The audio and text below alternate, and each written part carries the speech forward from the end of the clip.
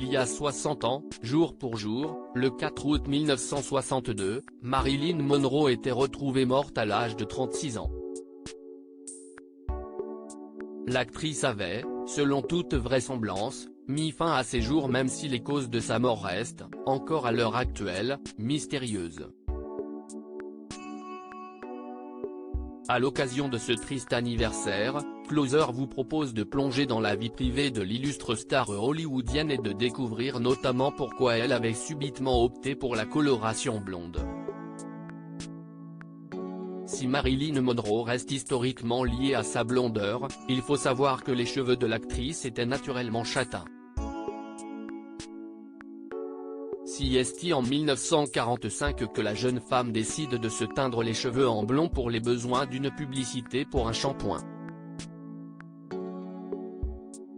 Elle travaille alors pour l'agence The Blue Book Modeling Agency et devient blonde pour satisfaire un client à la recherche d'un modèle aux cheveux plus clairs.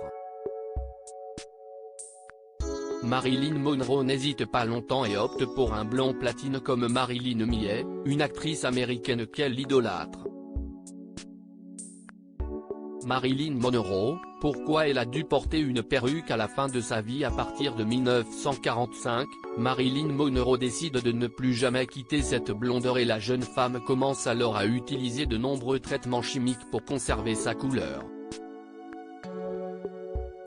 Ces traitements feront beaucoup de mal à ses cheveux. À tel point qu'à la fin de sa vie, au début des années 1960, alors qu'elle est âgée d'une trentaine d'années, Marilyn Monroe se retrouve parfois obligée, selon certaines rumeurs, à porter une perruque lors de ses sorties publiques ou lors de ses tournages. À sa mort, en 1962, sa coiffeuse habituelle est dans l'incapacité de coiffer ses cheveux tellement ces derniers sont abîmés. Elle lui pose alors une perruque copiant la coiffure qu'elle portait dans son dernier film Something's Got to Give.